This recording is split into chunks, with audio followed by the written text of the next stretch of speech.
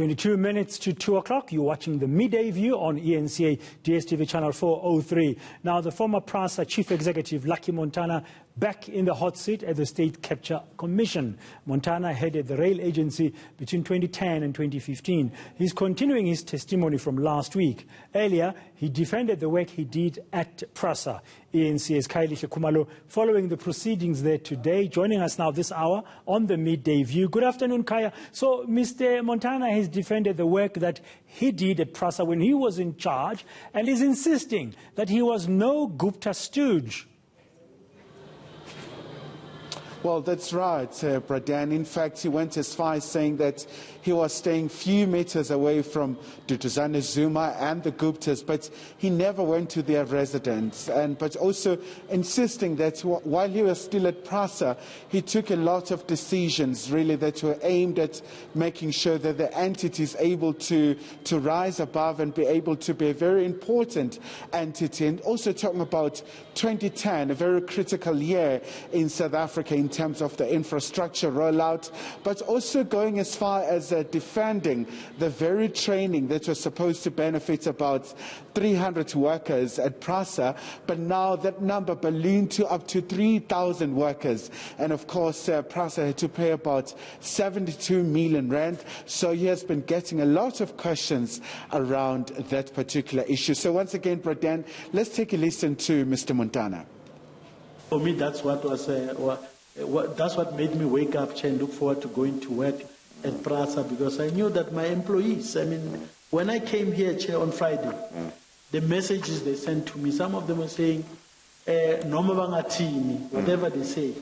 We've got a permanent job, we've got a roof over our heads for the first time because you fought for us in that business. So, Chair, I think maybe anomalies, there'll always be.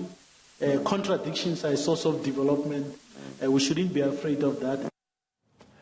Kaya, what did Mr. Montana say about the people he claims are trying to discredit him? Well, I tell you what, Bradan. So he says it was a massive onslaught that he faced.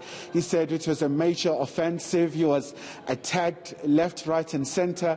There were massive media articles that were written against him. So he says really at the forefront was the board chair, Popo Molefe, who was championing this particular crusade to discredit him.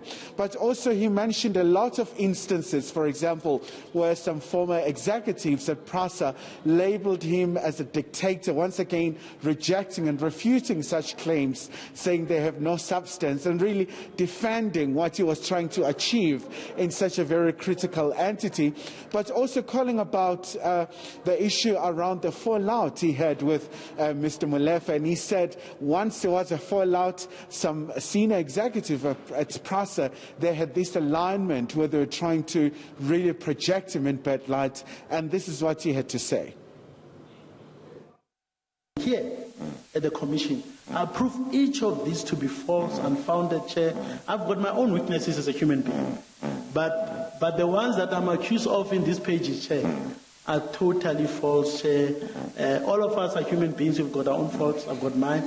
But the ones that I mentioned here, Chair, are part of an agenda to try to discredit me. And at the heart of it were people who met with Mr. Molefe behind my back to try and build a case. And I'll demonstrate that in the course of the conversation, Chair. So this afternoon, Kaya, he'll continue on the stand.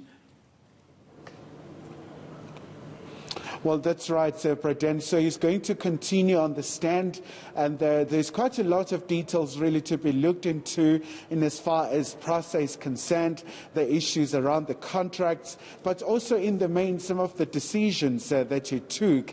And also during the course of the afternoon, the head of intelligence as well will have an opportunity to present his testimony. You know that State Security Agency has been really just making headlines for all the wrong reasons, for all the allegations that have been made in as far as the ANC factional politics at times affecting the work of intelligence, where some of the sections have been factionalized and where the governing party has really just been coming out on several occasions. Thank you very much, Khayelihle Khumalo. Busy afternoon at the State Capture Commission. Thank you for that update at this hour here on the Midday View.